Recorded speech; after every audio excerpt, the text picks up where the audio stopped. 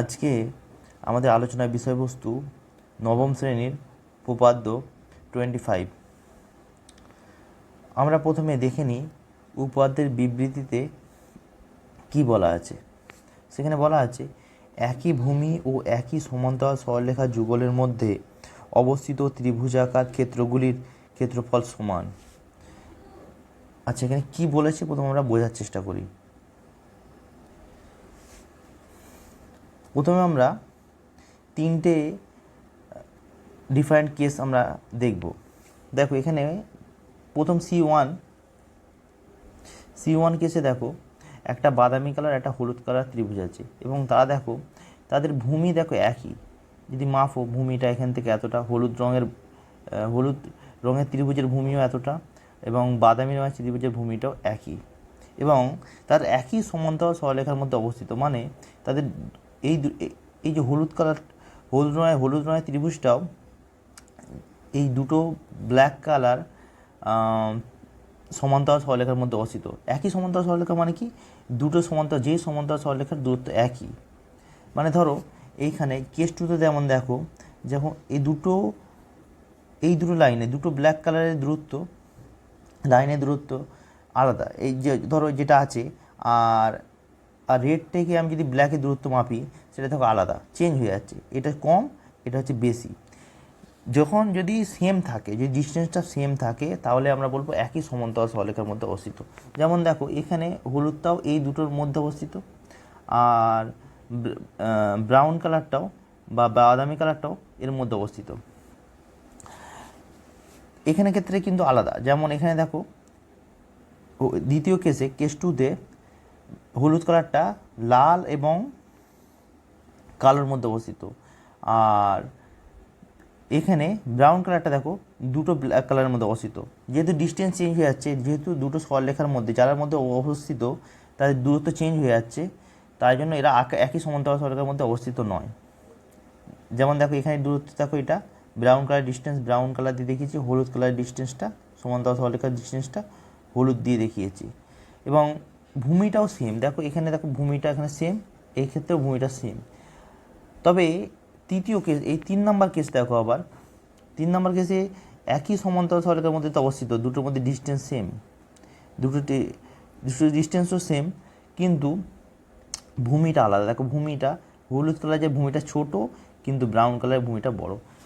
তাহলে আমাদের উপপাদ্যে কি বলা আছে, এই কেস 1টা শুধু বিবেচনা করতে হবে, যেখানে যে এই যে সমান্তরাল সরলরেখার ডিস্টেন্সটা একই হতে হবে এবং যে ভূমিটা একই হতে হবে। শুধুমাত্র কেস 1-এর ক্ষেত্রে সত্য যে এই দুটো ত্রিভুজের ক্ষেত্রফল সমান হবে। ধরো এই ত্রিভুজটা ক্ষেত্রফল যদি 5 বর্গ একক হয়, এটারও 5 বর্গ একক হবে, এটা বলছে। কিন্তু এক্ষেত্রে কিন্তু একই রকম হবে না, এক্ষেত্রেও একই রকম হবে না। কেন? এক্ষেত্রে দেখো হলুদ ত্রিভুজের ভূমিটা ছোট, তাই জন্য হলুদের ক্ষেত্রফল কম হবে। এটা আচ্ছা, এই উপপাদ্য প্রমাণে যে কিছু পূর্ব জ্ঞান লাগবে, সেই পূর্ব জ্ঞানগুলো প্রথমে আমরা জেনে নিই। দেখো আমরা আলোচনা করছিলাম আমাদের যে উপপাদ্য প্রমাণ করতে হবে, সেখানে দুটি ত্রিভুজের কথা বলা আছে, সেখানে সামান্তরিকের কথা উল্লেখ নেই। কিন্তু আমরা আগে যেটা শিখেছি সেটা হলো যে কোনো ত্রিভুজ এবং কোনো সামান্তরিক একই ভূমি ও একই সমান্তরাল সরলরেখার মধ্যে অবস্থিত হলে ত্রিভুজের ক্ষেত্রফল সামান্তরিকের ক্ষেত্রফলের অর্ধেক হবে। এটার অর্থ কী, যে এটা আমরা আগে থেকে জানি আর ওটা প্রমাণ করতে হবে। যে এখানে দেখো একটা সামান্তরিক আছে একটা ত্রিভুজ আছে, আর ওখানে কি ছিল, যে আমরা যেটা প্রমাণ করবো সেখানে দুটো ত্রিভুজ ছিল। আর আচ্ছা, এখানে কোন ধরনের ত্রিভুজের কথা বলা হচ্ছে, কোন ধরনের সামান্তরিকের কথা বলা হচ্ছে, সেটা আমরা একটু দেখি। দেখো এখানে দেখো এই হলুদ কালার ত্রিভুজ আর লাল কালার সামান্তরিক, লাল রঙের যে সামান্তরিক আর হলুদ রঙের যে ত্রিভুজ রয়েছে, সেখানে দেখো যে হলুদ কালার ত্রিভুজটা এই যে একই সামান্তরিকের এই সমান্তরাল সরলরেখার মধ্যে অবস্থিত, আর ভূমিও সামান্তরিকের ভূমি এটা আর ত্রিভুজের ভূমি এটা, ভূমিও সেম আর সমান্তরাল সরলরেখাটাও সেম। দেখো সামান্তরিকের ক্ষেত্রেও যা আর ত্রিভুজের ক্ষেত্রেও একই। দ্বিতীয় ক্ষেত্রেও দেখে একই, এটা হচ্ছে যেটা একই সমান্তরাল সরলরেখা আর ভূমিটাও দেখো নীল কালার ত্রিভুজের ভূমিটাও এতটা আর লাল কালার সামান্তরিকের ভূমিটাও এটা। তাহলে এক্ষেত্রে কী হবে বলছে এটা অর্ধেক হবে। সামান্তরিকের ক্ষেত্রে বলছি সামান্তরিক এই পুরোটার ক্ষেত্রফল যদি ধর পুরোটা রং করতে পুরোটা যদি মানে ঢাকতে যদি 5 বর্গমিটার কাপড় লাগে তাহলে এটাকে 2.5 বর্গমিটার কাপড় লাগবে। পুরোটা ঢাকতে যদি এটা 10 বর্গমিটার কাপড় লাগে আর এই যে অর্ধেক এই ত্রিভুজাকার পার্টটা এটা ঢাকতে তাহলে 5 বর্গমিটার কাপড় লাগবে, এটা বলছে।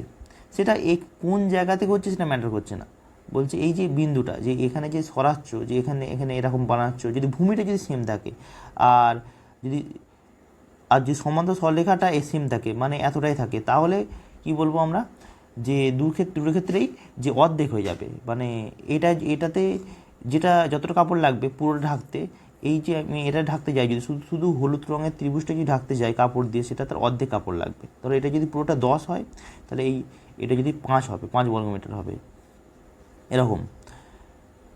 এই ক্ষেত্রে দেখো আবার এই যে 4 নাম্বার কেস দেখো এক্ষেত্রে আবার কিন্তু অর্ধেক হবে না। কেন? এক্ষেত্রে এই যে সবুজ রঙের যে ত্রিভুজ রয়েছে সেটা তো একই সমান্তরাল সরলরেখার মধ্যে অবস্থিত, সামান্তরিক যেটা এই দুটো সমান্তরাল সরলরেখার মধ্যে অবস্থিত আর ত্রিভুজটাও এই দুটো সমান্তরাল সরলরেখার মধ্যে অবস্থিত। সমান্তরাল সরলরেখার একই সমান্তরাল সরলরেখার মধ্যে তো অবস্থিত কিন্তু ভূমিটা আলাদা, ত্রিভুজের ভূমিটা দেখো ছোট আর সামান্তরিকের ভূমিটা হচ্ছে এতটা বড়। তাহলে এই ক্ষেত্রে কিন্তু সেই আমাদের যে আমরা আগে থেকে যে উপাদানটা জানি সেক্ষেত্রে প্রযোজ্য হবে না। যেমন এখানে দেখো ভূমিটা দুটো নীল রঙের ত্রিভুজের ভূমিটা এতটা আর সামান্তরিকের ভূমিটা এটা, কিন্তু এটা এই সামান্তরিক দুটো লাল রঙের সমান্তরাল সরলরেখার মধ্যে অবস্থিত, কিন্তু ত্রিভুজটা আবার একটা লাল রঙের আর একটা যদি সমান্তরাল সরলরেখা কল্পনা করি এর মধ্যে অবস্থিত, এই লাল আর এই রেখার মধ্যে অবস্থিত, তাহলে দুজন সমান্তরাল সরলরেখা চেঞ্জ হয়ে যাচ্ছে, তাহলে এক্ষেত্রেও সূত্রটা প্রযোজ্য হবে না। আচ্ছা কেন সেটা জানতে আমাদের প্রথম ত্রিভুজের ক্ষেত্রফল ও সামান্তরিকের ক্ষেত্রফলের সূত্র জানতে হবে। ত্রিভুজের ক্ষেত্রফলের ফর্মুলা কি? হাফ ইন্টু ভূমি ইন্টু উচ্চতা, আর সামান্তরিকের ক্ষেত্রফলের ফর্মুলা কি? ভূমি ইন্টু উচ্চতা। অর্থাৎ যদি ভূমি আর উচ্চতা দুজনে সেম থাকে তাহলে কি হবে? তাহলে দুজনের ক্ষেত্রফল এই ত্রিভুজের ক্ষেত্রফলটা অর্ধেক হয়ে যাবে, কারণ এটা ভূমি ইন্টু উচ্চতা, এটা ভূমি ইন্টু উচ্চতা, তার সঙ্গে হাফ গুণ করে দিলেই কী হয়ে যাবে, এটার সঙ্গে হাফ গুণ করো, দেখো ত্রিভুজের ক্ষেত্রফলের ফর্মুলা এসে যাচ্ছে। অর্থাৎ সামান্তরিকের ক্ষেত্রফলের সঙ্গে আমি হাফ গুণ করে দিচ্ছি, যখন গুণ করে দিচ্ছি তখন সেটা ত্রিভুজের ক্ষেত্রফলের ফর্মুলা এসে যাচ্ছে। এটা কেন হচ্ছে? এটা হচ্ছে দেখো দুটো ক্ষেত্রে যদি ভূমি আর উচ্চতা চেঞ্জ করা যাবে না, যদি ভূমি আর উচ্চতা যদি চেঞ্জ না হয় তবেই কিন্তু এটা প্রযোজ্য। এই যে ওপরের প্রথম 3টে কেসে দেখো, এই কেসটা দেখো ভূমি চেঞ্জ হয়নি, দুটো ক্ষেত্রে ভূমি আর এবং উচ্চতা সেম, সামান্তরিক উচ্চতা এটা আর ত্রিভুজের উচ্চতাও এটা। দেখো এই কেসেও সামান্তরিকের ভূমিও এটা, ত্রিভুজের ভূমিও এটা, আর সামান্তরিক উচ্চতাও এটা, ত্রিভুজের উচ্চতাও এটা। তাহলে সব ক্ষেত্রে দেখো চেঞ্জ হচ্ছে না, যে ক্ষেত্রে চেঞ্জ হয়ে যাচ্ছে সেক্ষেত্রে এটা প্রযোজ্য না। ধরো এক্ষেত্রে চেঞ্জ হয়ে যাচ্ছে, এক্ষেত্রে দেখো সামান্তরিকের ভূমি এটা আবার ত্রিভুজের ভূমি ছোট, তাহলে এক্ষেত্রে প্রযোজ্য না। যে ক্ষেত্রে সেম হবে একই থাকবে সেক্ষেত্রে এটা আমার কাজে লাগবে। এবার আমরা দেখব, ধরো কিছু কনসেপ্ট আমরা আলোচনা করব। ধরো এখানে ধরো একটা গ্রামে তন্ময়, সুবন আর রবি 3 বন্ধু আছে এবং তাদের বন্ধুত্ব খুবই গভীর। তন্ময়ের বাবা যে তন্ময়ের যে আরও দুটো বন্ধু আছে রবি আর সুমনকে একদিন ডেকে ভাবলো যে ওরা গরিব হয় ওদের কিছু জমি দেবে। এবার সে বলল তন্ময়ের জমি তুমি তন্ময়ের জমি অর্ধেক পাবে, রবিকে বললো তুমি তন্ময়ের জমি অর্ধেক পাবে, সুমনকে বলছে তুমিও তন্ময়ের জমি অর্ধেক পাবে। তাহলে কি বলবো? তাহলে আমরা কি বলবো যে রবি কি বেশি পেয়েছে না সুমন বেশি পেয়েছে? তাহলে আমরা অবভিয়াসলি বলবো যে দুজনের জমি সেম পেয়েছে। ধরো সেটা কত টাকা পেয়েছে সেটা ম্যাটার করছে না, যে কিন্তু দুজন যদি একজনের অর্ধেক হয় তাহলে কি হবে, মানে সেম জনের অর্ধেক হয়, যদি রবিও তন্ময়ের অর্ধেক পাচ্ছে সুমনও তন্ময়ের অর্ধেক পাচ্ছে, তাহলে আমি কি বলবো দুজন সেম জমি পাচ্ছে। ধরো একটা উদাহরণ দিচ্ছি, রবি, সুমন আর তন্ময় ধরো একই ক্লাসে পড়ে, কে কত নাম্বার পেয়েছে জানি না। এবার রবি আর সুমনকে জিজ্ঞেস করলাম তোমরা কত করে নাম্বার পেয়েছো, কত মার্কস পেয়েছো তো পরীক্ষায়, তখন রবি বলছে যে আমি তন্ময়ের অর্ধেক নাম্বার পেয়েছি, সুমন বলছে আমিও তন্ময়ের অর্ধেক নাম্বার পেয়েছি। তাহলে তোমরা এটা বুঝতে পারছো যে দুজনেই একই নাম্বার পেয়েছে, রবি আর সুমন দুজনেই সেম নাম্বার পেয়েছে। যদি দুজনেই তন্ময়ের অর্ধেক নাম্বার পায় তাহলে তাহলে আমরা কি বলতে পারি যে দুজনেই রবি আর সুমন দুজনেই একই নম্বর পেয়েছে। এই কনসেপ্ট কাজে লাগিয়ে আমরা উপপাদ্যটা প্রমাণ করার চেষ্টা করব।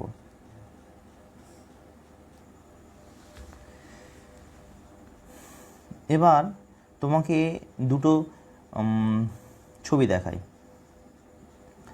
যে দুটো ছবি এখানে আছে। এখানে ধরো এই যে লাল রঙের পাটটা ধরো তন্ময় জমি, দুটোই তন্ময় জমি, আলাদা আলাদাভাবে দেখিয়েছি আলাদা ছবিতে। এবার রবি ধরো যদি বলে আমি এইভাবে নেবো জমিটা, তাহলে এটা কি হবে, তন্ময় জমির কতটা হবে, অর্ধেক হবে। কেননা এই যে ত্রিভুজটা, এই যে হলুদ রঙের ত্রিভুজটা আমি আগে আলোচনা করেছি যে একই ভূমি এবং একই সমান্তরাল সরলরেখার মধ্যে অবস্থিত। যে হলুদ ত্রিভুজটা যে এই দুটো লাল কালারের সমান্তরাল সরলরেখার মধ্যে অবস্থিত, আর সামান্তরিকটাও এই দুটো সমান্তরাল সরলরেখার মধ্যে অবস্থিত, এবং হলুদ কালারের ভূমিও এক যা, আর হলুদ কালার ত্রিভুজের ভূমিও এতটা, আর লাল রঙের সামান্তরিকের ভূমিও এতটা। তাহলে আমরা কি বলতে পারি যে এটার ক্ষেত্রফল এটার অর্ধেক হবে, মানে রবির জমির অর্ধেক, মানে মানে এ পাচ্ছে, তো তন্ময় জমির অর্ধেক পাচ্ছে কি রবি, যেহেতু এটা মানে অর্ধেকই হবে। যত বলা না থাকলেও এটা যদি কিছু বলাও নাও থাকে যে এতটা জমি পাচ্ছে মানে অর্ধেকই পাচ্ছে। আর এবারে যদি আমি সুমনের কথা বলি যে এটা রবির জমি, আর সুমন ভাবলে এইভাবে আমি জমিটা যদি নিয়ে নিই, তাহলে দেখো তাহলে এটা কতটা জমি, আসলে এটা আসলে তন্ময়ের অর্ধেক জমি। কেননা এর যে এইটা হচ্ছে এই যে এই বেগুনি কালার ত্রিভুজটা দেখো, এই যে দুটো লাল কালার সমান্তরাল সরলরেখার মধ্যে অবস্থিত, আর আর এটা ভূমিও দেখো, বেগুনি কালার ত্রিভুজের ভূমিও এটা, আর বেগুনি কালার সামান্তরিকের ভূমিও এটা। তাহলে দুজনের ভূমি এক আর একই সমান্তরাল সরলরেখার মধ্যে অবস্থিত, তাহলে দুজনই আসলে তন্ময়ের অর্ধেক জমি পাচ্ছে। এবার তাহলে দুজনের কী হবে, ক্ষেত্রফলটা সেম হবে, মানে রবির আর সুমনের জমি সেম হবে। যেমন দেখো এখানে এবার দুটো ত্রিভুজকে আমি একভাবে এঁকেছি, একটা ছবিতে এঁকেছি, দুটো ত্রিভুজকে আমি একভাবে আঁকি, একটা সামান্তরিকের মধ্যে আঁকি। দেখো এখানে এ বি পি কিউটা হচ্ছে তন্ময় জমি, আর রবি আসলে এডি এডিবি এডিবি ত্রিভুজভাবে কাটিয়ে আছে, তাহলে এ কী পাবে, অর্ধেক পাচ্ছে। আর যদি বলি যে সুমনের কথা, সুমনও এসি বি ত্রিভুজ হিসাবে ত্রিভুজটা কাটছে, তার মানে এ কী পাচ্ছে, অর্ধেক পাচ্ছে। এটা আমি আলাদা করে দেখিয়েছি কেন অর্ধেক পাচ্ছে। তাহলে এবার দুজনই যেহেতু অর্ধেক মানে সেম লোকের অর্ধেক পাচ্ছে, তাহলে দুজনের ক্ষেত্রফল কী হবে, সেম হবে। এবার উপপাদ্য প্রমাণে আসি। উপপাদ্য কী বলছে, আমাকে কি বলা আছে যে এবিসি এবং ত্রিভুজ এবিডি একই ভূমি এবি এবং একই সমান্তরাল সরলরেখা এবি ও ডিসির মধ্যে অবস্থিত। বলছে এবিসি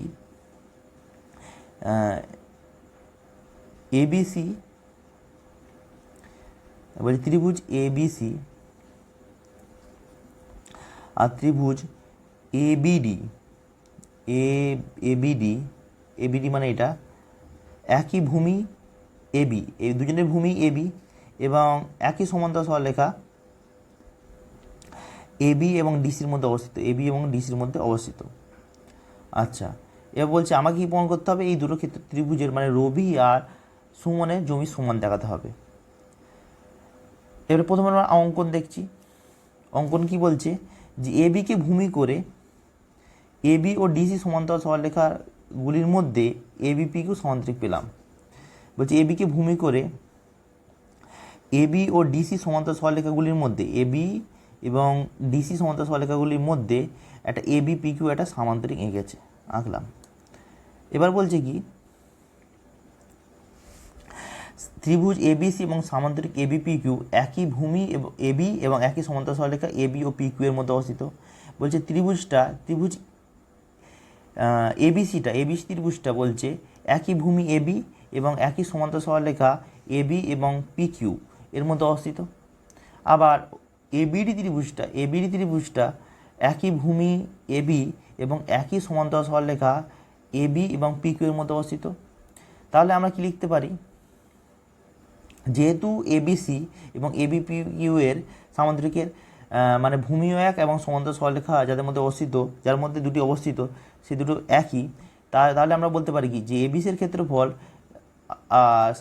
সামান্তরিক এবিপিকিউ এর ক্ষেত্রফলের সমান হবে। অর্থাৎ রবির জমি তন্ময় জমির অর্ধেক হবে। আবার যদি বলি এখানেও একইভাবে যে ত্রিভুজ এবিডি মানে যদি সুমনের জমির কথা বলি, যদি যে যে আর তন্ময় জমি যদি একই ভূমি আর একই সমান্তরাল সরলরেখা এবি পিকিউ এর মধ্যে অবস্থিত, তাহলে আমরা কি বলতে পারি যে রবির জমিটাও যে তন্ময় জমির অর্ধেক।